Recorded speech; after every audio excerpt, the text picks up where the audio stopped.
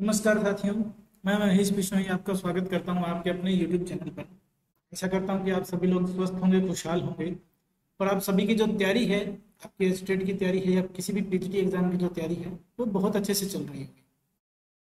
साथियों, हम कर रहे हैं क्वेश्चन पेपर एचटेट 2020 का, जिसका क्वेश्चन नंबर 131 है जो हमें अब करना है। क्वेश्चन में देखिए क्या पूछा है हमसे। क्वेश्चन में पूछा है for a gas phase reaction PCl5 is converted to PCl3A plus Cl2 which of the following condition are correct. पहली बात तो हमसे क्या पूछा साथियों, करेक्ट क्या है, यानी कौन सी बातें इसमें से सही है वो पूछिए। अगर हमें करेक्ट ढूंढना है तो हम क्या देखेंगे। देखो पहली बात तो ये एक तरीके की डिसोसिएशन रिएक्शन जिसमें PCl5 कन्वर्ट हो रहा है PCl3 से PCl2। एक मोल जो है रिएक्टेंट का वो कन्वर्ट हो रहा है टोटल 2 मोल प्रोडक्ट के अंदर।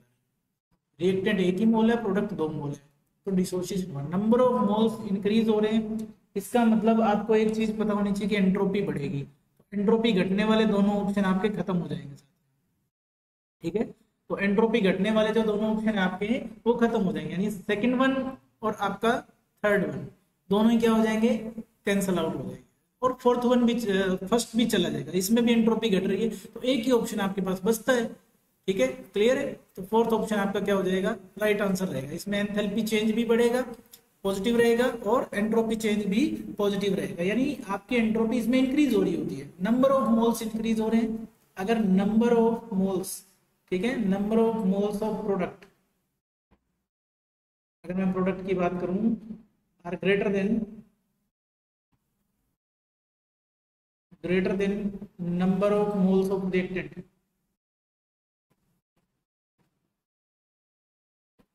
तो आपका जो एंट्रोपी चेंज रहेगा वो क्या रहेगा साथियों, पॉजिटिव रहने वाला है। क्या रहने वाला है, पॉजिटिव, यानी ग्रेटर देन 0 रहने वाला है। क्लियर, तो एक सही आंसर हो जाता है हमारा। नेक्स्ट बढ़ते हैं क्वेश्चन नंबर 132 की तरफ। 132 में हमसे क्या पूछा हुआ है साथियों, क्वेश्चन नंबर 132 में हमसे पूछा हुआ है कि select the correct order of acidic strength of the following oxide. Acidic strength का करेक्ट ऑर्डर हमें देखना है। देखो एसिडिक स्ट्रेंथ की अगर हम बात करेंगे तो जैसे जैसे नॉन मेटलिक कैरेक्टर इंक्रीज करता है, एसिडिक कैरेक्टर भी इंक्रीज करता है। ऑक्साइड्स की अगर बात करें, ठीक है, नॉन मेटल ऑक्साइड की अगर हम बात करें साथियों, in non metal oxides non-metallic character increases as non-metallic character of central atom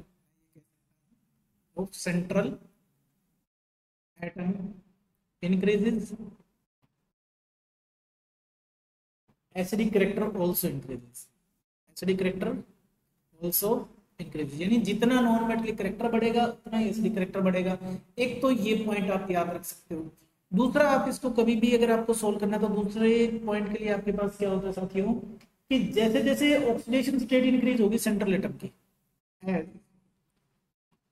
the oxidation state of central atom increases, जैसे जैसे सेंट्रल एटम की ऑक्सीडेशन स्टेट इंक्रीज होगी एसिडिटी भी इंक्रीज होगी, एसिडिटी आल्सो इंक्रीजेस। देखो अब हम ऑक्सीडेशन स्टेट अगर निकाल के देखें तो वो क्या है। अगर SO3 की मैं बात करूँ, अगर मैं SO3 की बात करता हूँ तो SO3 में सल्फर की जो ऑक्सीडेशन स्टेट होगी, सल्फर की जो ऑक्सीडेशन स्टेट है वो कितनी है, वो +6। क्लियर, वो क्या है, +6 है। अगर मैं CO2 के अंदर बात करूं, CO2 में कार्बन की ऑक्सीडेशन स्टेट कितनी है, +4 है। और वहीं अगर मैं B2O3 के अंदर बात करूं, ठीक है, B2O3, इसमें अगर बोरोन की ऑक्सीडेशन स्टेट की बात करूं 3 × 6 तो 2 से डिवाइड किया, ये +3 आएगा। तो जितनी ऑक्सीडेशन स्टेट जाता है उतना ही एसिडिक कैरेक्टर जाता है, यानी SO3, उसके बाद CO2, फिर B2O3, यानी फोर्थ ऑप्शन जो है वो आपका क्या रहने वाला है साथियों, करेक्ट आंसर इसके अंदर होने वाला है। फोर्थ ऑप्शन आपका क्या रहेगा, राइट आंसर रहेगा। क्लियर, आगे बढ़ते हैं नेक्स्ट क्वेश्चन की तरफ। Question number 133। इस क्वेश्चन में आपको एंजाइम कैटालिसिस दे रखा है, एंजाइम कैटालिसिस के रिएक्शन दे रखे हैं, मतलब मैकेनिज्म का स्टेप दे रखे हैं दोनों रिएक्शन के। What is the concentration of enzyme. इसने क्या पूछा है हमसे, एक बात तो ध्यान में रखो, इसने हमसे पूछा क्या है, हमें ये पता होना चाहिए। तो पहली बात तो इसने हमसे क्या पूछा है साथियों, इसने हमसे पूछा है कंसंट्रेशन ऑफ एंजाइम, एंजाइम की कंसंट्रेशन पूछी है, एंजाइम सबस्ट्रेट, सॉरी, ठीक है, सबस्ट्रेट कॉम्प्लेक्स, ठीक है। और कब पूछी है, by applying steady state approximation, ऐसे जब अप्लाई कर देते हैं तब एंजाइम सबस्ट्रेट कॉम्प्लेक्स की यानी ईएस की, किसकी, ईएस की कंसंट्रेशन क्या रहेगी, ये बात ये पूछ रहा है। क्लियर। तो अगर हमसे ये बात पूछ रहा है तो हमें ये पता होना चाहिए कि एंजाइम सबस्ट्रेट कॉम्प्लेक्स कैसे बनता है। अगर मैं मान लो सिंपल इसकी अगर रेट में डिटरमाइन करना चाहूँ तो रेट कैसे निकलेगी, change in concentration of substrate. अगर मैं पहली बात लिखता हूँ तो change in concentration of substrate divide by में चेंज इन टाइम, क्योंकि आपको सबस्ट्रेट की कंसंट्रेशन चेंज हो रही है। ठीक है, विच इज इक्वल टू में क्या हो जाएगा, रेट प्लस में DP change in concentration of product divide by DP DT. ठीक है, डीपी डीटी इसके इक्वल आ जाएगा, विच इज इक्वल टू में क्या हो जाएगा आपका के बी और ईएस के इक्वल आएगी। वो किसके इक्वल रहेगी, के बी ईएस। के बी क्या है आपका, ये यानी के बी ईएस के इक्वल रहेगी। अब अगर मैं इस रेट को स्टेडी स्टेट अप्रोक्सीमेशन लगा दूं using SSA, steady state approximation अगर मैं लगा दूं तो ये किस में कन्वर्ट हो जाती है, change in concentration of enzyme substrate complex divide by time is equal to में क्या हो जाएगा, के ए मल्टीप्लाइड बाय में concentration of E multiplied by में कंसंट्रेशन ऑफ के ए के साथ रिएक्टेंट की कंसंट्रेशन मल्टीप्लाई कर रहे हैं साथियों। क्लियर, माइनस में के ए डैश मल्टीप्लाइड बाय, ये के ए डैश है। ठीक है, के ए डैश जो है उसको मल्टीप्लाई किसके साथ करना है आपको, एंजाइम सबस्ट्रेट की कॉम्प्लेक्स के साथ, यानी रिवर्स रिएक्शन की बात कर रहे हैं। के ए डैश रिवर्स रिएक्शन पे इसमें ये नहीं गिवन है। ठीक है, इसमें ये नहीं गिवन है, लाइन नहीं बनाई है, रिवर्स रिएक्शन है। ठीक है, माइनस में आप क्या करोगे, माइनस में के बी इंटू में एंजाइम सबस्ट्रेट कॉम्प्लेक्स की concentration which is equal to में क्या रख देनी है, 0। अब हमें ये पता है कि ई नोट जो होता है किसके इक्वल होता है, ई प्लस में ईएस। ठीक है, ई नोट क्या होता है, ई प्लस में ईएस होता है। इसी वजह से अगर मैं ये लिख दूं डीई अपॉन में डीईएस अपॉन में डीटी, डीईएस अपॉन में डीटी इज इक्वल टू में मैं क्या लिख दूंगा, के ए इंटू में क्या हो जाएगा, ई प्लस में ईएस। ई नोट क्या होता है, ई प्लस में ईएस होता है। तो मैं यहाँ पर अगर मैं इसको लिख दूं तो ई नोट माइनस में ईएस ये आ जाएगा, ई नोट माइनस में ईएस, ई की जो कंसंट्रेशन है यहाँ पर जो कंसंट्रेशन है वो इधर इसको ले जाएंगे, ई नोट माइनस ईएस हो जाएगा, वो वाली वैल्यू को पुट कर दूंगा। ठीक है, मल्टीप्लाइड बाई एस। ठीक है, माइनस में के ए डैश इंटू में ईएस और आपके पास माइनस में के बी इंटू में ईएस आ जाएगा, विच इज इक्वल टू में 0 रहेगा सर। अगर मैं यहाँ से के ए की वैल्यू निकालूं, के ए और वो आ जाएगा ई नोट इंटू में S, which is equal to में क्या आ जाएगा, के ए डैश प्लस में के बी प्लस में के ए इंटू में एस की कंसंट्रेशन, और पूरे को मल्टीप्लाई कर दिया साथियों हमने किसके साथ, ई एस की कंसंट्रेशन के साथ। यहाँ से ई एस की कंसंट्रेशन हमारे पास निकलेगी, concentration of E S would भी क्या हो जाएगा, के ए इंटू में ई नोट इंटू में concentration of S divide by में आपका क्या आ जाएगा, के ए डैश प्लस में के बी प्लस में के ए इंटू में कंसंट्रेशन ऑफ एस। क्लियर है, तो ये हमारा एक्चुअल आंसर होता है साथियों। ये क्या होता है, एक्चुअल आंसर होता है कि हमारे पास ई एस की जो कंसंट्रेशन आती है वो कितनी आती है, वो इतनी आती है। अब इसके विद रिस्पेक्ट में जो आंसर हमारा रहेगा इसमें से उसको मैं छांट लेना। देखो फर्स्ट जो है के बी अपॉन में के ए डैश प्लस में के ए है, तो ये तो हो ही नहीं सकता, तो पहला तो वैसे ही गलत हो जाएगा।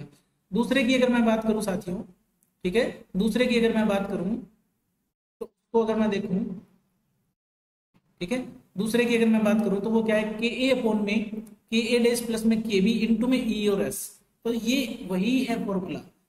एक्चुअल में इसका जो ऑप्शन होगा, करेक्ट ऑप्शन क्या रहेगा, सेकंड, क्योंकि मल्टीप्लाई में तो है नहीं तो तीसरा भी नहीं हो सकता। ठीक है, और के ए प्लस में के बी नहीं हो सकता, के ए डैश ऊपर नहीं आएगा, तो ये तीनों ऑप्शन नहीं होंगे। ऑप्शन नंबर 2 आपका क्या रहेगा, करेक्ट आंसर हो जाएगा साथियों। क्लियर है, ऑप्शन नंबर 2 आपका क्या रहेगा, करेक्ट आंसर हो जाएगा। आगे बढ़ते हैं, ये माइकलिस मेंटेन जो अप्रोक्सीमेशन मेथड है वो है। The pH of blood is 7.26 to 7.42 is maintained by the buffer। बहुत ही इजी क्वेश्चन है, +1 क्लास का क्वेश्चन है, सीधा केमिकल इक्विलिब्रियम वाले चैप्टर से बफर वाले टॉपिक से क्वेश्चन आया है। तो कौन सा सॉल्यूशन पीएच बना के रखता है, बफर जो होता है वो कौन सा बफर होता है जो पीएच बना के रखता है, किसकी, ब्लड की पीएच, किसकी पीएच, ब्लड की बात कर रहा है। किस रेंज में रखता है, 7.26 से 7.42 की रेंज में रखता है, वो आपका ये होता है H2CO3 और HCO3 माइनस का बफर जो होता है वही बना के रखता है। क्लियर है, आगे बढ़ते हैं नेक्स्ट क्वेश्चन की तरफ। Question number 135। क्वेश्चन नंबर 135 हमसे क्या कहता है साथियों, हाँ ठीक है, आईआर स्पेक्ट्रा का क्वेश्चन है। किसका क्वेश्चन है, आईआर स्पेक्ट्रा का है हमारे पास क्वेश्चन। किसका है भाई, आईआर स्पेक्ट्रा का क्वेश्चन है साथियों, आईआर स्पेक्ट्रा का। ठीक है, ये एक ऑर्गेनिक कंपाउंड का आईआर स्पेक्ट्रा दिया है जिसका हमें फॉर्मूला गिवन है। अब इसने क्या दिया, इस फॉर्मूले के साथ स्ट्रॉन्ग बैंड आ रहा है किसके ऊपर, 3300 सेंटीमीटर इनवर्स के ऊपर है। देखो पहला आंसर आपको यहीं से इंडिकेट होता है कि अगर कभी भी आपको 3300 सेंटीमीटर इनवर्स पर स्ट्रॉन्ग बैंड दिखाई दे जाए तो वो आईआर स्पेक्ट्रम में वो इंडिकेट करता है कि कोई OH ग्रुप प्रेजेंट है जो कि इंटरमोलिकुलर हाइड्रोजन बॉन्डिंग में इन्वॉल्व है। इसका मतलब क्या है? OH group involve in intermolecular hydrogen bonding, intermolecular hydrogen bond इसमें इन्वॉल्व है। तो एक बात तो कंफर्म होगी कि OH वाला ही ऑप्शन आएगा, यानी पहला तो नहीं हो सकता, फर्स्ट तो यही कट आउट हो गया। फिर आता है मीडियम इंटेंसिटी का बैंड आता है 2965 सेंटीमीटर इनवर्स पे। अगर यहाँ पर कोई मीडियम इंटेंसिटी का बैंड आता है इसका मतलब होता है कि ये कोई CH स्ट्रेचिंग है, कार्बन हाइड्रोजन स्ट्रेचिंग फ्रीक्वेंसी है, ठीक है। स्ट्रॉन्ग बैंड एट 2920 ये भी आपका कार्बन हाइड्रोजन स्ट्रेचिंग फ्रीक्वेंसी होती है, कार्बन हाइड्रोजन की स्ट्रेचिंग फ्रीक्वेंसी होती है ये भी। ये जो ऑप्शन है आपका फोर्थ वन डी, ये आपको एक्चुअल में इंसाइट दे देगा कि कौन सा कंपाउंड है। देखो इसने कहा कि 1050 सेंटीमीटर इनवर्स पर एक बैंड आ रहा है। जब भी 1050 सेंटीमीटर पर इनवर्स पर कोई बैंड आता है तो वो CO की स्ट्रेचिंग फ्रीक्वेंसी होती है। और ये किसकी होती है? ये प्राइमरी अल्कोहल को इंडिकेट करता है। किसको इंडिकेट करता है साथियों? ये CO स्ट्रेचिंग फ्रीक्वेंसी 1050 पे प्राइमरी अल्कोहल की होती है आईआर स्पेक्ट्रा में। तो यहां से हमें आंसर मिल जाएगा। देखो इनमें से प्राइमरी अल्कोहल कौन सा है? देखो ये वाला प्राइमरी अल्कोहल है, क्लियर है? ये वाला प्राइमरी अल्कोहल है, लेकिन इसमें ऑक्सीजन के ऊपर पॉजिटिव चार्ज है, यानी अलग कंपाउंड हो गया है। ये देखो ये नहीं हो सकता, तो ऑप्शन एक ही बचता है, सेकंड ऑप्शन जो है हमारा वही अपना क्या हो जाएगा साथियों? करेक्ट आंसर हो जाएगा। इथेनॉल का स्पेक्ट्रा बता रहे हैं ये आईआर स्पेक्ट्रा किसका है? एथेनॉल मॉलिक्यूल का। इंफ्रारेड स्पेक्ट्रा किसका है? एथेनॉल मॉलिक्यूल का। क्लियर? आगे बढ़ते हैं क्वेश्चन नंबर 136 पर। अब आ गया NMR के बारे में बात कर रहा है हमसे। किसके बारे में बात कर रहा है? NMR के बारे में बात कर रहा है साथियों। NMR सिग्नल की बात कर रहा है। Will be obtained respectively in the following compound. कितने हैं? How many proton NMR, PNMR की बात कर रहा है, प्रोटॉन NMR की बात कर रहा है। तो इसमें कितने सिग्नल आएंगे सर? पहली बात, पहला जो कंपाउंड हमें दिखाई दे रहा है इसके अंदर देखो ऑक्सीजन के एक साइड ये 3 हाइड्रोजन सेम है, तो एक सिग्नल तो इसका आएगा। दूसरी साइड ये 9 के 9 हाइड्रोजन सेम है, इनका सेम इन्वायरमेंट है, सेम इलेक्ट्रॉनिक इन्वायरमेंट है, इसीलिए एक सिग्नल इनका आएगा। तो इसके तो टोटल सिग्नल आएंगे, नंबर ऑफ सिग्नल आएंगे 2 सिग्नल्स आएंगे पहले कंपाउंड के। फिर बारी आती है दूसरे कंपाउंड की, इसको बोलते हैं टेट्रामिथाइल सिलेन, ठीक है, टेट्रामिथाइल सिलेन इसको बोलते हैं। तो ऐसा ही CH3 4 ये है। तो देखो सिलिकॉन के चारों साइड सेम ही इन्वायरमेंट है, सारे के सारे इलेक्ट्रॉन का, सारे के सारे प्रोटॉन का इन्वायरमेंट सेम ही है, सेम CH3 ग्रुप सिलिकॉन के बाहर जुड़े हुए हैं। इसका मतलब इसका टोटल सिग्नल कितने आएंगे साथियों? एक ही सिग्नल आएगा। तो 2-1 वाला ऑप्शन कौन सा? पहला ही ऑप्शन है, बाकी किसी में तो 2-1 आता ही नहीं। ये दोनों तो हो ही गए, ये वैसे ही खत्म हो गया क्योंकि दूसरे का तीसरा दे रखा है। तो पहला ऑप्शन आपका क्या हो जाएगा? इसमें राइट आंसर हो जाएगा साथियों। बाकियों के भी हम देख लेते हैं सिग्नल। जैसे यहाँ पर क्लोरीन जो है इसके साथ अगर हम बात करें साथियों, तो क्लोरीन के साथ एक कार्बन यहाँ जुड़ा हुआ, इस कार्बन के 3 बॉन्ड है, मतलब चौथा एक प्रोटॉन है, एक सिग्नल तो इस प्रोटॉन का आएगा। अब यहाँ पर CH2 ग्रुप जुड़ा हुआ है, तो 2 प्रोटॉन ये हैं, ठीक है, और यहाँ पर एक CH2 ग्रुप जुड़ा हुआ है, 2 प्रोटॉन ये हैं। अब इनकी वजह से जो एक प्रोटॉन ऊपर होगा और एक प्रोटॉन नीचे होगा, ऊपर वालों का सिग्नल अलग आएगा, नीचे वालों का अलग आएगा, क्योंकि एक के तो सेम प्लेन में आपका Cl आ जाएगा। ये इसको आप ऐसे समझ सकते हो, एक मिनट भाई, तो ट्रायंगल इधर से ड्रा हो जाएगा ना इसमें से, हाँ ये रहा, तो इधर से ही बना लेते हैं, इसमें से बना लेते हैं। इसको आप ऐसे समझो साथियों कि यहाँ जो है ना, यहाँ एक प्रोटॉन ऊपर रहेगा इस कार्बन का, एक प्रोटॉन नीचे, सेम ऐसे ही एक प्रोटॉन ऊपर है, एक प्रोटॉन नीचे है। और इधर जो है ना, ऐसा मान के चलो कि एक क्लोरीन ऊपर है, दूसरा हाइड्रोजन इसके नीचे है। तो कहने का मतलब इसका और इस नीचे वाले हाइड्रोजन का तो इन्वायरमेंट सेम है, इनको मैं ए एनवायरमेंट वाले बोल देता हूँ। अब इस बी का एनवायरमेंट इसके साथ सेम है, कहने का मतलब इसका इसके साथ सेम है, ये भी ए एनवायरमेंट वाला है, इनका सेम है, ये नहीं सेम है भाई, ये तो सी मान लेते हैं, इसको अलग है, ये तो बिल्कुल ही अलग है। इन दोनों का एनवायरमेंट सेम है, ये किसके साथ मैच कर रहा है? इस क्लोरीन के साथ मैच कर रहा है, मतलब इनके कोरस्पॉन्डिंग तो क्लोरीन है। इन दोनों को मैं बी मान लेता हूँ, एक इनका सिग्नल, एक इनका सिग्नल, एक इसका सिग्नल, तो टोटल सिग्नल आएंगे इसके 3। टोटल कितने सिग्नल रह जाएंगे? 3। फिर आपके पास आता है लास्ट वाला मॉलिक्यूल, ठीक है, ठीक है। इसमें देखो पहला एक तो प्रोटॉन का सिग्नल आता है ये वाला, दूसरा आएगा इसका, इस पूरे मॉलिक्यूल में ये तो सारे के सारे सेम है। OH का तो आप ये मान लो एक सिग्नल आएगा इसका, एक ही हाइड्रोजन का जो OH के साथ आएगा, दूसरा जिसका इसके साथ रहेगा बेंजीन रिंग के साथ जो होगा। तो ये वाला ऑप्शन आपका क्या रहने वाला है साथियों, करेक्ट रहने वाला है। ये आपका क्या है, correct option, first number correct option. आगे बढ़ते हैं नेक्स्ट क्वेश्चन में। The stability order of oxide, peroxide and आपका super oxide of alkali metal, किसकी बात कर रहा है साथियों, देखो ध्यान से देखो, इसने कहा है एल्कली मेटल के बारे में बात कर रहा है। एल्कली मेटल का जो स्टेबिलिटी ऑर्डर होता है उसके बारे में अगर हम बात करें तो उसमें क्या है कि नॉर्मल ऑक्साइड हमेशा ज्यादा स्टेबल होते हैं, उसके बाद आपके पेरोक्साइड आते हैं और उसके बाद सुपर ऑक्साइड आते हैं। आपका ऑप्शन नंबर जो 2 है वही आपका क्या रहने वाला है साथियों, इसका करेक्ट आंसर रहने वाला है। तो ये भी रिपीटेड क्वेश्चन है, फिर से बता देता हूँ। HPSC PGD केमिस्ट्री 2024 में आया हुआ क्वेश्चन है। अच्छा, इससे पहला जो क्वेश्चन, इससे पहले जो क्वेश्चन था, इससे पहले वाला ये वाला, ये भी HPSC PGD केमिस्ट्री का ही क्वेश्चन है। HPSC PGD केमिस्ट्री का क्वेश्चन है, 2024 का आया हुआ क्वेश्चन है। मतलब अगर ये क्वेश्चन आप करके जाते हैं तो बहुत ही इंपॉर्टेंट है, बहुत ही इंपॉर्टेंट है। तो ये वाला ऑर्डर होता है। ऐसा क्यों होता है, जैसे जैसे एनायन का साइज इंक्रीज होता है, ठीक है, एनायन का साइज, साइज ऑफ एनायन कैसे इंक्रीज होता है, size of anion increase in the order, किस ऑर्डर में इंक्रीज करता है, तो नॉर्मल ऑक्साइड, फिर पेरोक्साइड, फिर सुपर ऑक्साइड, इसमें साइज ऑफ एनायन इंक्रीज करता है। हायर कैटायन स्टेबलाइज होते हैं हायर एनायन के, ठीक है, higher cations are stabilized by higher anions, सीधी सी बात है, क्लियर। क्यों, क्योंकि हाई लेटिस एंथैल्पी होती है, due to high lattice enthalpy. तो टॉप टू बॉटम जाते हैं तो आपको पता ही है कि जो हमारे मॉलिक्यूल्स हैं उनकी स्टेबिलिटी अगर हम देखें तो नॉर्मल ऑक्साइड की स्टेबिलिटी सबसे ज्यादा, फिर घटती जाएगी पेरोक्साइड की, फिर सुपर ऑक्साइड की, ये बहुत ही कम मिलते हैं, सबसे ज्यादा तो यही मिलते हैं, तो स्टेबल भी यही रहेंगे। ऑप्शन नंबर 2 आपका करेक्ट आंसर रहेगा।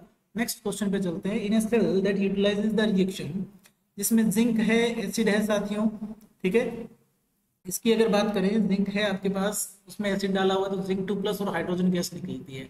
On addition of H2SO4 to cathode compartment will, अगर इस सेल के अंदर H2SO4 डाल दे, वो भी किधर डाल दें, कैथोड के अंदर डाल देंगे, तो कैथोड के अंदर H2SO4 डालेंगे तो होगा क्या, देखो मैं पहले ही चीज बताता हूँ आपको। पहले तो ई सेल निकाल के देखो, क्योंकि सारे ऑप्शन में ई सेल दिया हो, तो ई सेल का फॉर्मूला क्या होता है, E0 सेल, लास्ट इक्वेशन लगाओगे, माइनस का 0.059 डिवाइड बाई में कितने इलेक्ट्रॉन जा रहे हैं, 2+ चार्ज यानी 2 इलेक्ट्रॉन, ठीक है, लोग। अब देखो यहाँ पर आपका ऑक्सीडेशन वाला केस आ जाएगा जिंक 2+, और यहाँ पर रिडक्शन वाला केस आएगा H+ और इसका स्क्वायर।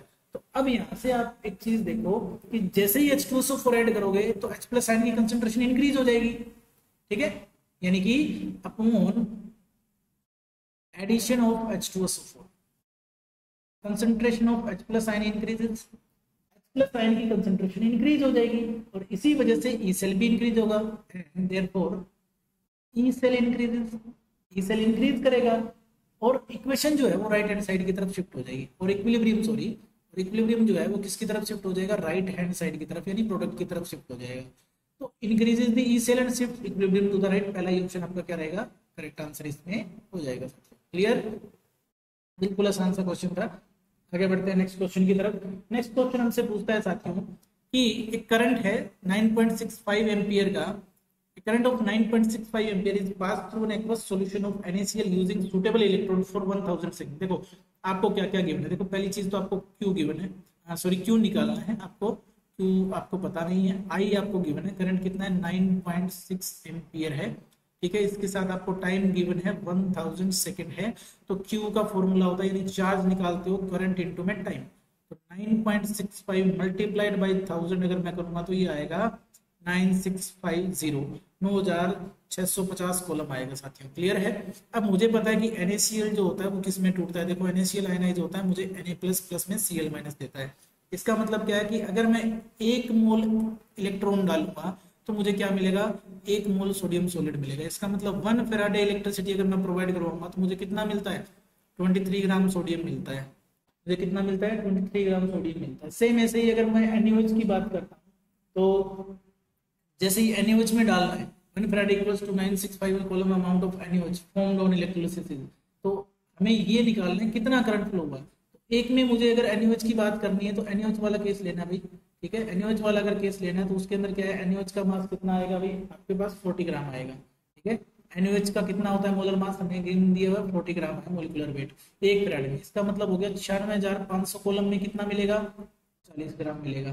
तो अगर मैं 9,650 कॉलम प्रोवाइड करवा दूं तो कितना मिलेगा, 40 डिवाइड बाई में 96,500 मल्टीप्लाई बाई में 9,650, इसको कट करोगे 10 आएगा, इसके बटे में इसको कर दोगे तो आपके पास टोटल आपके पास कितना आएगा 4 ग्राम। कितना आएगा 4 ग्राम। कितना वेट मिलेगा 4 ग्राम। तो ऑप्शन नंबर 4 आपका क्या, सॉरी ऑप्शन नंबर 3 आपका क्या रहेगा साथियों, राइट आंसर हो जाएगा। कितना मिलेगा आपको 4 ग्राम मिलेगा। क्लियर। आगे बढ़ते हैं क्वेश्चन नंबर 140 पे। Identify the correct statement for elemental sodium. देखो एलिमेंटल सोडियम के लिए सबसे आसान स्टेटमेंट क्या है, पहली it is a strong oxidizing agent. नहीं भाई देखो जो भी आपके मेटल्स हैं, जो भी मेटल्स हैं आपके वो स्ट्रॉन्ग रिड्यूसिंग एजेंट होते हैं। क्या होते हैं, स्ट्रॉन्ग रिड्यूसिंग एजेंट होते हैं। क्या होते हैं, स्ट्रॉन्ग रिड्यूसिंग एजेंट होते हैं, ना कि एक ऑक्सीडाइजिंग एजेंट। तो ये तो नहीं हो सकता। क्यों, क्योंकि मेटल्स की जो स्टैंडर्ड रिडक्शन पोटेंशियल वैल्यू होती है वो हाईली नेगेटिव होती है। वो क्या होती है, हाईली नेगेटिव वैल्यू होती है, इसलिए वो स्ट्रॉन्गली रिड्यूसिंग एजेंट होते हैं। It can be expected bye electrolysis of aqueous solution. देखो ऐसा नहीं है भाई, ये एक्वस सॉल्यूशन नहीं मोल्टन से आता है। It is its density is lower than potassium ना, ये भी ट्रू नहीं है, ज्यादा ज्यादा होती है भाई।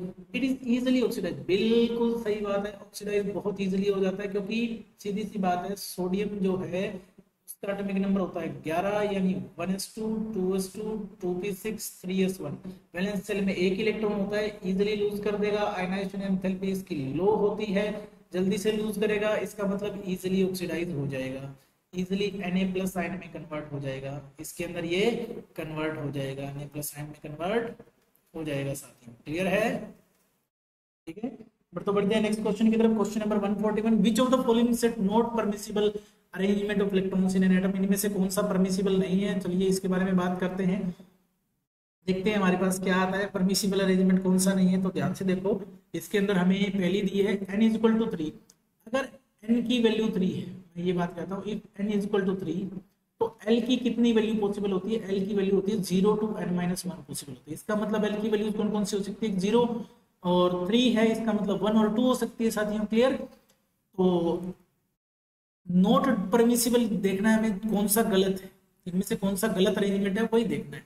तो l की वैल्यू अगर 0 1 2 है, n कब -2 होगा, जब l की वैल्यू 2 होगा। अगर l की वैल्यू 2 है तो ml की वैल्यू कितनी हो सकती है, टोटल वैल्यूज होती है 2l + में 1। 2l + 1 का मतलब हो गया 2 × 2 + में 1 कितना हो गया 5। तो ml की वैल्यू कहां से कहां तक होती है साथियों, -l से लेके +l के बीच में होती है। तो ml की कौन कौन सी पॉसिबल वैल्यू होगी, l की वैल्यू कितनी है 2, तो -l का मतलब -2 -1 0 +1 और +2, ये वाली वैल्यूज इसके लिए पॉसिबल है। तो ये तो सारी हैं, स्पिन प्लस आप या माइनस आप कोई भी हो सकती है, ये तो हो सकता है, इसका मतलब ये आंसर नहीं। अगर n की वैल्यू 4 है, अगर if n = 4 तो l की वैल्यू क्या हो सकती है, 0 1 2 और 3 हो सकती है साथियों, क्योंकि 0 से n-1 होती है, ठीक है। फिर अगर l इसी में ये कहता है अगर l की वैल्यू 0 तो m की वैल्यू 0 होगी, बिल्कुल सही बात है। अगर l की वैल्यू 0 तो ml की वैल्यू क्या होगी भाई, ml की वैल्यू कहां से कहां तक होती है, -L2 + L होती है, 0 आएगी, ये भी सही है। फिर ये कहता है तीसरे में इफ n = 4 l = 3 m = -3। देखो अगर n मेरे पास ये क्या कह रहा है, अगर n = में 4 है तो आपको पता है 0 1 2 और 3 हो सकता है। तो l की वैल्यू क्या है, अगर 3 है तो मैं ये मान लेता हूँ ml की वैल्यू होगी -3 -2 सॉरी ये माइनस है -2, चलो इसको रबी कर लेते हैं, ठीक है। -2 फिर -1 0 +1 +2 और +3, ये वैल्यूज पॉसिबल है। तो ये बिल्कुल सही है, पॉसिबल है, ये हो सकता है, ठीक है। ये वैल्यू बिल्कुल सही है, ये पॉसिबल है, हो सकता है। तो फोर्थ ऑप्शन हमारे पास बच गया, यही हमारा आंसर होगा। क्लियर का मैं इसको कंफर्म भी कर देता हूँ आपको, कैसे देखो अगर n की वैल्यू 3 है तो ये हमने पहले निकाल रखा है। l की वैल्यू क्या हो सकती है, l की वैल्यू हो सकती है 0 1 और 2। अब ये पूछता है m की वैल्यू -3 कभी नहीं हो सकती, क्योंकि m की वैल्यू क्या हो सकती है, -L2 + L हो सकती है। l की तो मैक्सिमम वैल्यू ही 2 है, तो ये तो -2 -1 0 1 और 2 तक हो सकता है, -3 हो ही नहीं सकता, तो यही हमारा करेक्ट आंसर हो जाएगा। क्लियर। आगे बढ़ते हैं नेक्स्ट क्वेश्चन की तरफ। Question number 142, which of the following complex is not a chelate ligand. देखो सीधी सी बात है, फिर से पूछ रहा है कि नॉट ए चिलेट, कौन सा चिलेट नहीं है। चिलेट या किलेट जो आप बोलते हो, आप वैसा प्रोनाउंस कर लो, मेरे लिए मतलब ज्यादा मायने रखता है। तो देखो बिस डाइमिथाइल ग्लाइकोसाइनेटो, तो ये तो चिलेट होता है, तो ये आंसर नहीं हो सकता। Potassium methylene diamine tetra acetate thiocyanato chromate हो सकता है भाई। टेट्रामाइन डाइक्लोराइड, देखो भाई इसको देखो एक बार, टेट्रामाइन डाइक्लोराइड कोबाल्ट, तो कोबाल्ट है, टेट्रामाइन है यानी 4 NH3 है, और डाइक्लोराइड है, ये लो भाई। और साथ में क्या है आपके पास, नाइट्रेट है NO3, और 3+4 2 माइनस है, 1 प्लस इस पे आएगा, 3+ हो गया, बिल्कुल सही है। तो इसमें तो सारे के सारे मोनोडेंटेट लिगेंड है, ये कभी भी आपका चिलेट लिगेंड बनाएगा नहीं, क्योंकि मोनोडेंटेट लिगेंड क्या नहीं बनाते, चिलेट लिगेंड नहीं बनाते। चिलेट कब बनता है, जब आपके पास पॉलीडेंटेट लिगेंड होते हैं, डाइडेंटेट या पॉलीडेंटेट लिगेंड होते हैं, तब चिलेट कॉम्प्लेक्स बनते हैं। तो आपका राइट आंसर ये हो जाएगा, इसमें कोई चिलेट लिगेंड नहीं बनेगा। फिर आता है आपके पास for the non stoichiometric reaction 2A + B से C + D बना हुआ है। क्वेश्चन भारी भरकम दिखाई जरूर दे रहा है, लेकिन है नहीं साथियों, आसान सा क्वेश्चन है, बस आपको थोड़ा सा इसमें दिमाग लगाना है। क्वेश्चन में आपसे क्या पूछा हुआ है, क्वेश्चन में आपसे पूछा है कि 3 सेपरेट एक्सपेरिमेंट है, सारे के सारे 298 केल्विन 298 केल्विन पे किए हुए हैं। रेट ऑफ रिएक्शन पूछी हुई है साथियों, तो इसमें आपके पास देखो रेट, अगर ए की रेट कांस्टेंट रखी और बी की ये रखी, तो ये वाली रेट है। क्लियर। ए की कांस्टेंट रखी, बी की डबल कर दी, तब भी रेट सेम है। इसका मतलब बी से तो इंडिपेंडेंट है, और रेट बी से कब इंडिपेंडेंट होगी, जब बी के विद रिस्पेक्ट में क्या होगी, रेट जीरो ऑर्डर की होगी। क्लियर है। इसका मतलब बी के तो इंडिपेंडेंट है, इसका मतलब एक ही ऑप्शन है जिसमें बी नहीं है। आ जाओ भाई, सीधा सा आंसर ये रहा, सेकंड ऑप्शन आपका करेक्ट आंसर हो जाएगा, जिसमें सिर्फ एक ही कंसंट्रेशन पे रेट डिपेंड कर रही होती है, क्योंकि जैसे ही हमने एक ही कंसंट्रेशन को चेंज किया, आपकी इनिशियल रेट या इनिशियल रेट फॉर्मूला जो है वो चेंज हो जाता है। क्लियर। बढ़ते हैं नेक्स्ट क्वेश्चन की तरफ। Question number 144, the enthalpy change for the reaction. देखो कार्बन ग्रेफाइट की फॉर्म में है, हाइड्रोजन गैस की फॉर्म में, इससे C2H6 बन रहा है, यानी इथेन बन रहा है। तो ये क्या होगा, क्या ये एंथैल्पी ऑफ फॉर्मेशन है, बिल्कुल नहीं, नहीं है भाई। Enthalpy of hydrogenation, enthalpy of combustion नहीं है, कंबंशन रिएक्शन नहीं है, वेपोराइजेशन भी नहीं है, तो ये इसका आंसर होगा साथियों एंथैल्पी ऑफ हाइड्रोजनेशन। क्या होगा, एंथैल्पी ऑफ हाइड्रोजनेशन। क्या है, एंथैल्पी ऑफ हाइड्रोजनेशन है। क्लियर। आगे बढ़ते हैं नेक्स्ट क्वेश्चन की तरफ। Question number 145, the correct order of energy of 2s orbital of the following. 2s orbital का एनसीईआरटी से क्वेश्चन है, सीधा सीधा एनसीईआरटी का क्वेश्चन है, क्लास +1 की एनसीईआरटी से क्वेश्चन है, सेकंड चैप्टर से स्ट्रक्चर ऑफ एटम वाले से क्वेश्चन है साथियों। ये क्या पूछता है आपसे, ये पूछ रहा है कि इनमें से कौन सा फॉर्मूला लगे, कौन सा सही है, किस मतलब 2s ऑर्बिटल के लिए जो एनर्जी डायग्राम है वो कैसा रहेगा। 2s में एनर्जी का जो ऑप्शन होता है वो आपका हेलिना के है। हेलिना के का मतलब ये वाला ऑप्शन आपका, थर्ड ऑप्शन आपका सही रहेगा। ऐसा क्यों, मैं इसके पीछे रीजन बता देता हूँ, ऐसा क्यों इसके पीछे मैं रीजन बता दूं। जो एनर्जीज है, रीजन क्या है साथियों, energies of the orbitals in the same subshells. देखो अगर सेम सबसेल की बात करें, 2s ही है ना, सब में 2s है, सेम सबसेल की एनर्जी ऑर्बिटल्स की वो डिक्रीज करती है with increase in the atomic number, decreases with increase in the atomic number, यानी वो डिक्रीज करेगी जैसे जैसे एटॉमिक नंबर बढ़ेगा। एटॉमिक नंबर बढ़ने का मतलब होता है जेड इफेक्टिव। एटॉमिक नंबर का मतलब क्या होता है, जेड इफेक्टिव, सीधा सीधा। यानी टॉप टू बॉटम जैसे जैसे जाओगे तो 2s ऑर्बिटल की एनर्जी डिक्रीज होती चली जाएगी। हेलिना करे रब से फरियाद, ये आपका आंसर करेक्ट रहेगा। क्लियर। इसके बाद चलते हैं क्वेश्चन नंबर 146 पे। हाँ जी, ये भी आपका आया था HPSC PGT केमिस्ट्री के एग्जाम में 2024, इसी साल पिछले महीने का जो मतलब इस महीने का जो एग्जाम हुआ था हमारा 13 तारीख को, उसमें ये क्वेश्चन आया था। उसमें क्या पूछा हुआ है क्वेश्चन में, ध्यान से देखिए जरा। क्वेश्चन में इसने पूछा हुआ है कि what is the molar concentration of chloride ion. Chloride ion की मोलर कंसंट्रेशन पूछी है। Solution bye obtained by mixing 300 ml mix किया किसका, 3 मोलर NaCl सॉल्यूशन का, 200 ml मिक्स किया 4 मोलर BaCl2 सॉल्यूशन का साथियों। क्लियर है। अब इस क्वेश्चन में आपको क्या देखना है, देखो जो NaCl आपका होता है वो किस में जाएगा। देखो NaCl टूटता है Na++ में Cl- में। इसकी कंसंट्रेशन हम ये मान लेते हैं कि ये 3 मोलर है, इसका मतलब जो Cl- आयन मिलेगा यहाँ पर वो भी 3 मोलर ही होगा। क्लियर। दोनों में कॉमन आयन कौन सा है, Cl ही तो है। क्लियर है। एंड अगर BaCl2 का आयनाइजेशन मैं करवाऊं तो उसमें क्या मिलेगा, Ba2 प्लस प्लस में 2Cl माइनस। इसकी कंसेंट्रेशन दी है 4 मोलर, तो यहां पर दो क्लोराइड आयन की कंसेंट्रेशन कितनी होती है, 2 इंटू में 4 मोलर यानी कि 8 मोलर। इसी वजह से मोलर कंसेंट्रेशन का फॉर्मूला क्या निकलेगा, molar concentration of chloride ion की मोलर कंसेंट्रेशन कितनी निकलेगी, तो ये आ जाएगी M1V1 प्लस में M2V2 डिवाइड बाई में V1 प्लस में V2 का फॉर्मूला लगा देंगे। तो यहाँ हमारे पास क्या हो जाएगा 3 multiplied by 300, M1 3 molar, volume कितनी 300 ml प्लस में M2 कितना दिया हुआ है 4 मल्टीप्लाइड बाई में वॉल्यूम कितनी दी हुई है 200। क्लियर है। अब कितनी है कंसेंट्रेशन कितनी है, यहाँ पे 4 नहीं है, क्लोराइड आयन की कितनी है 2 इंटू में 4, ये भी करना पड़ेगा भाई, 4 मल्टीप्लाइड बाई 2 इंटू में 200 करना पड़ेगा। क्लियर। डिवाइड बाई में वॉल्यूम का ऐड कर दो यानी 300 प्लस में 200। क्लियर। इसको जब सोल्व करोगे आपके पास आंसर कितना आएगा, वो आ गया आपके पास 900 प्लस में 4 दूनी 8, 8 दूनी 1600, 900 और 1600 कितना हो गया 2500, यहाँ आ गया आपके पास 500, 2500 बटे में 500 कितना आएगा 5 पे जाएगा, 5 आएगा आंसर। आपका करेक्ट आंसर क्या रहेगा, ऑप्शन नंबर 1 5 मोलर आपका करेक्ट आंसर इसमें हो जाएगा। क्लियर।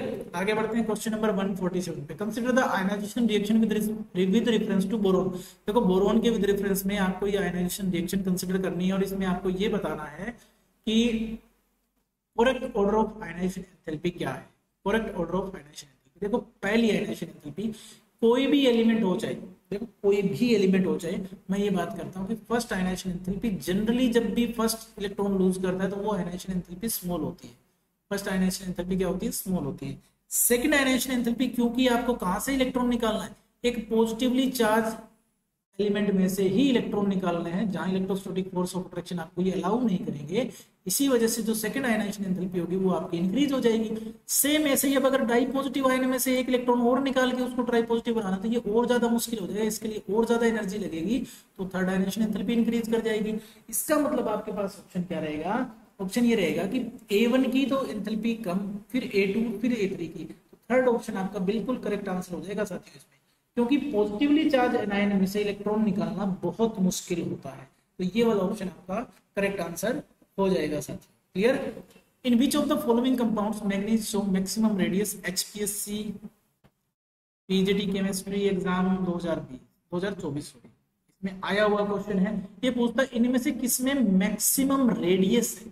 मैक्सिमम रेडियस मतलब किसमें मैग्नीज आयन का साइज, मैग्नीज का साइज सबसे बड़ा है। देखो इसके लिए हम क्या करते हैं, इसकी ऑक्सीडेशन स्टेट निकालते हैं।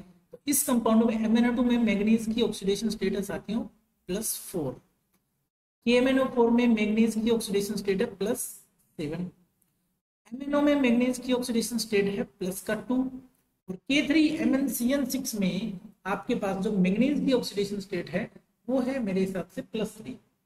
ठीक है, वो कितनी है +3 है। तो लिस्ट पॉजिटिव चार्ज इसके अंदर होगा वही बिगेस्ट आयन होगा। कहने का मतलब क्या है, least positive charge ion is the biggest one, वही साइज में सबसे बड़ा होता है, the biggest one in size. तो क्योंकि चार्ज जितना कम आयन का साइज उतना ही बड़ा, जितना पॉजिटिव चार्ज ज्यादा होता चला जाएगा उसमें से इलेक्ट्रॉन उतने निकलते जाएंगे, आयन का साइज छोटा होता जाएगा, क्योंकि हमें पता है cation is always smaller than the parent atom. तो जितना पॉजिटिव चार्ज कम है वो किस में आया, आपका MnO में आता है। इसका मतलब आपका ऑप्शन क्या रहेगा, थर्ड ऑप्शन आपका करेक्ट आंसर हो जाएगा साथियों। क्लियर। बढ़ते हैं क्वेश्चन नंबर 149 के ऊपर। ये कहता है 75% of A first order reaction, क्या कह रहा है हमसे, 75% of A first order reaction is was found to complete in 32 minutes। 75% तो 32 मिनट में हो गई। when will 50% of the same reaction complete, तो दोनों का रेशियो निकालना है, तो सीधी सी बात है आपको K निकालना पड़ेगा।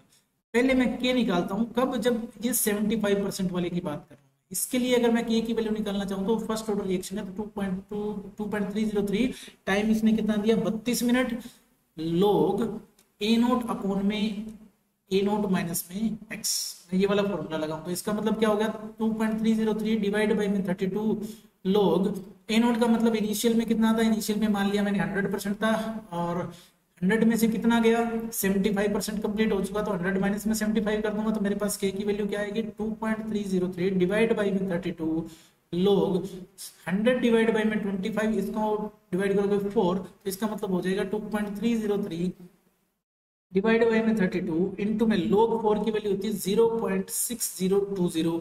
ये आपके पास k की वैल्यू आ गई, तो k आया आपके पास कितना 2.303 मल्टीप्लाइड बाई में 0.6020 डिवाइड बाई में 32। ये आपके पास आई साथियों k की वैल्यू। क्लियर है, हम k की वैल्यू को यहाँ रख लेते हैं।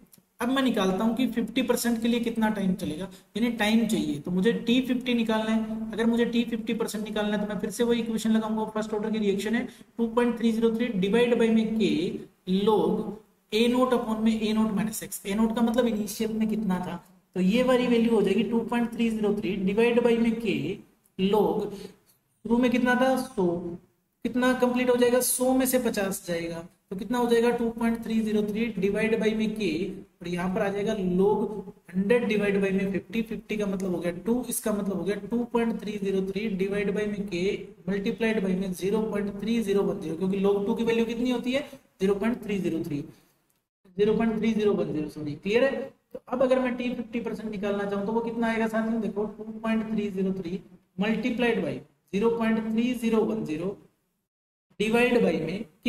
अब k की वैल्यू कितनी है 2.303 मल्टीप्लाइड बाई में कितनी है 2.303, फिर से गड़बड़ हो गया, मैं इसको सही करता हूँ। ठीक है, ये आएगा 2.303 मल्टीप्लाइड बाई में 0.6020 डिवाइड बाई में 32, तो डिवाइड वाला ऊपर मल्टीप्लाई में चला जाएगा, क्योंकि इसके डिवाइड में 2.303 से 2.303 कट गया, इससे जाएगा ये 2 पे, 2 से कटेगा 16 पे, आंसर आएगा आपका 16 मिनट। कितना आएगा 16 मिनट, और ये आपको दिया हुआ है ऑप्शन नंबर 2 के अंदर साथियों, तो ये आपका क्या हो जाएगा करेक्ट आंसर हो जाएगा। क्लियर, आगे बढ़ते हैं क्वेश्चन नंबर 150, यानी आज का लास्ट क्वेश्चन साथियों। ये कहता है which of the following statement is correct, सही कौन सी है ये बतानी है for S block element. S block element के लिए पूछता है कि beryllium is smallest size in group 2। Group 2 में देख लेते हैं कौन कौन से हैं, बेटा मांगे, कार स्कूटर, बाप राजी। अरे होता तो नहीं, मान लेते ना, ट्रिक मान लेते हैं, जो बेटा मांगे, कार स्कूटर और बाप राजी, तो सीधी सी बात है भाई, ग्रुप 2 में सबसे पहला एलिमेंट बेरिलियम ही होता है, और जो सबसे पहला एलिमेंट होता है आपको पता है कि टॉप टू बॉटम साइज जो होता है इंक्रीज करता है। साइज इंक्रीज क्यों करता है, because number of shell increase हो जाती है, जैसे जैसे आप नेक्स्ट पीरियड पे जाते हो एक एक शेल ऐड होती जाती है, यानी प्रिंसिपल क्वांटम नंबर n की वैल्यू इंक्रीज होती है, यानी n इंक्रीज हो जाता है, इसी वजह से साइज बढ़ता है। तो सबसे पहले कौन आया, बेरिलियम, तो बेरिलियम का साइज क्या होता है सबसे छोटा होता है, बेरिलियम का साइज क्या होता है सबसे छोटा होता है, तो यही आपकी सबसे करेक्ट स्टेटमेंट, बाकियों को देखना ही नहीं है, पहली स्टेटमेंट ही ट्रू, आंसर खत्म। क्लियर, इसी के साथ आपका आंसर हो गया। ठीक है, अगर आपको वीडियो पसंद आ रही हो साथी हो तो कृपया वीडियो को लाइक कर दीजिएगा, शेयर कर दीजिएगा, जितने भी ग्रुप आपके पास हैं सभी ग्रुप में शेयर कर दीजिएगा, क्या पता किसी को अच्छी लग जाए और वो वीडियोस देखे और उसकी तैयारी अच्छी हो जाए। तो जितने भी एस्पिरेंट्स हैं उनके साथ शेयर कीजिए, चैनल को सब्सक्राइब कर दीजिएगा और वीडियो को लाइक कर दीजिएगा। थैंक यू साथी।